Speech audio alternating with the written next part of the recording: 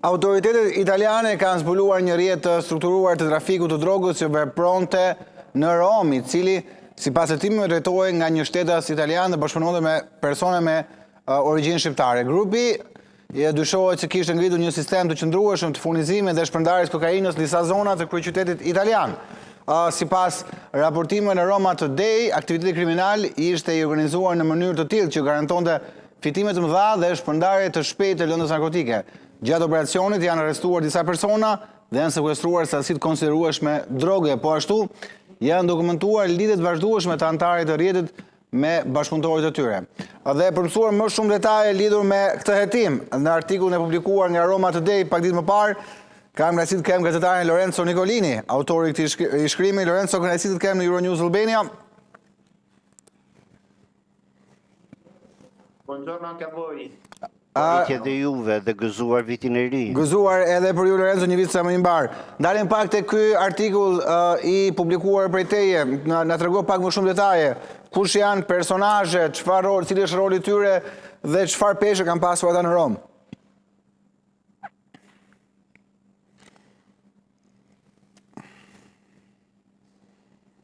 Beh, sicuramente quello che possiamo desumere ancora una volta Ajo që mund të themi është kanali lullëzues dhe fitimprurës që vjen nga Shqipëria në Itali dhe që ka të bëjë me narkotrafikun dhe shpërndarjen e tyre, kokainës dhe hashashit. Droga mbërin në Itali në rrugë të ndryshme. Vjen nga Kalabria, nga porti Gioia Tauros apo nga Evropa Veriore, fal narkotrafikantëve shqiptar që nisen nga Hollanda ose Gjermania dhe në rasti specifik të këtij hetimi vinë edhe në Rom. Ata jo gjithmonë janë në vendngjarje, por luajnë një rol kyç në këto trafiqe.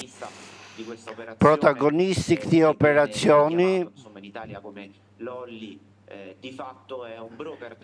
është një broker, një sekser i drogës që vihet në kontakt me trafikante e kokainës dhe hashashit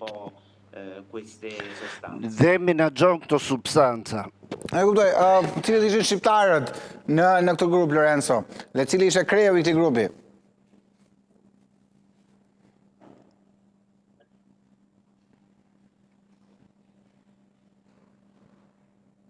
Sì, Eneo Ciarca, Lolli,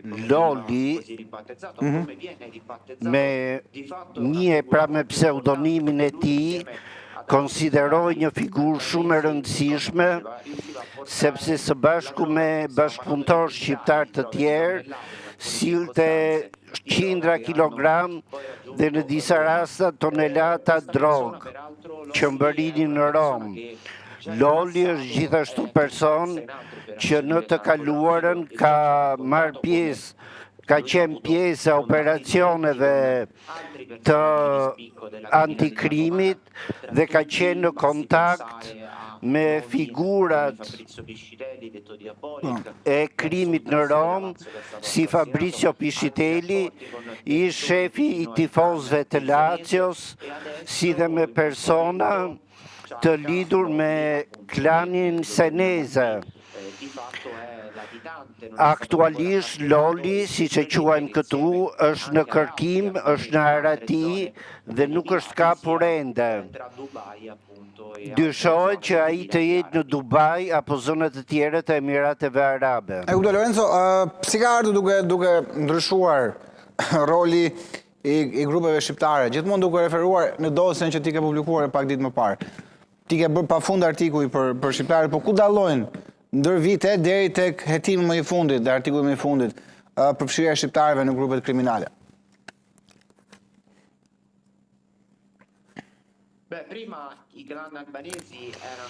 Në fillim, klanet shqiptare ishin ushtar, bënin punën e pistë, shkonin rikuperonin borxhe ose ngarkesat me drogë. ndërsa sot ulen në tryezën e narkotrafikantëve të dorës parë. Ata kanë lidhje të ngushta me grupet e ndranghetës dhe transportojnë qindra kilogram drogë në Itali, sidomos në Kalabri, ku droga zbarkon në portin Gioia Tauro, por edhe nga vendet e Evropës lindore si Gjermania, Holanda dhe Belgjika. Ata sjellin drogën në Rom, Milano dhe zonat të tjera të shpërndarjes, duke kaluar natyrisht përmes kanaleve lokale. Dhe fitimet janë shumë të mëdha, janë milionere. E kuptoj, ndërkohë Lorenzo gjithmonë duke ndalur një te grupi, në fjalë janë disa persona të hetuar për të saktuar sa prej tyre janë arrestuar dhe sa prej tyre janë kërkim.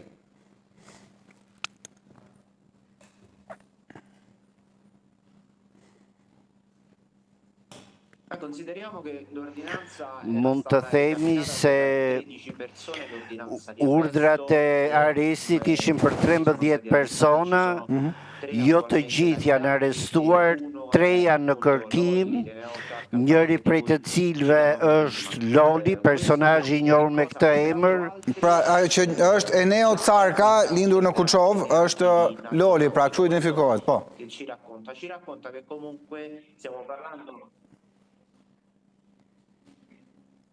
comunque stiamo parlando di trafficanti di alto livello. Po flasim për trafikantë të nivelit të lartë kriminal që vazhdojnë të kejnë marrëdhënie me kanalet romane të krimit organizuar.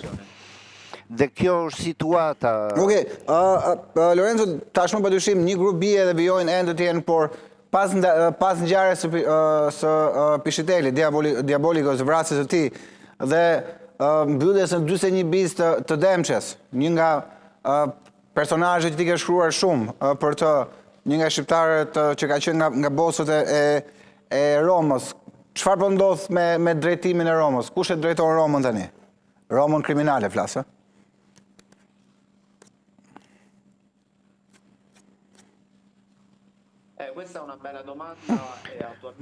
Kjo është një pyetje e rëndësishme, por nuk mund të japim një përgjigje, pasi kemi shumë personazhe që janë arrestuar ndër vite.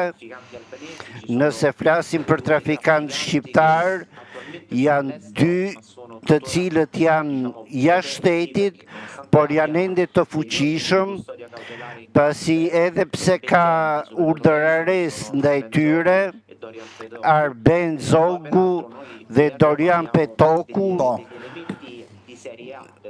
flasim për element edhe italian të trafikut të drogës si Michele Senese, që janë në burg, por që nuk do të thotë se nuk ushtrojnë ndikimin e tyre. Edhe fakti që Elvis Demçe ndodhet në burg, nuk do të thotë që ai nuk ushtron ndikimin e tij, pasi mund të dërgojnë mesazhe përmes kanaleve të tyre dhe ndonjë ushtari në varësi të tyre vazhdon të shpërndajë drogë. Lorenzo, për ta mbyllur këtë bisedë, se gjithmonë ne kemi mësuar për mafjen siciliane, kalabreze, mafjen puleze, atë në Napoli tani. Mafja në Rom, sa është forcuar?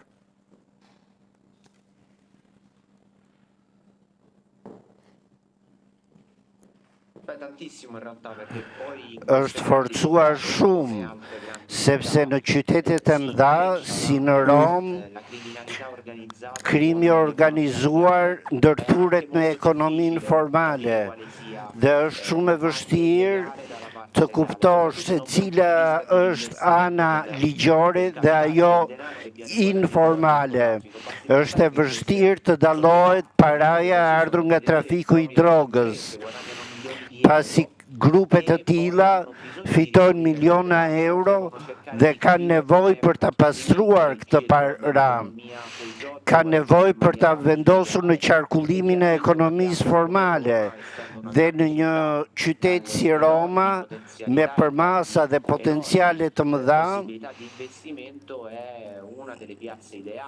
Ajo është një nga lokalitetet ideale për ushtrimin e aktiviteteve të krimit të organizuar.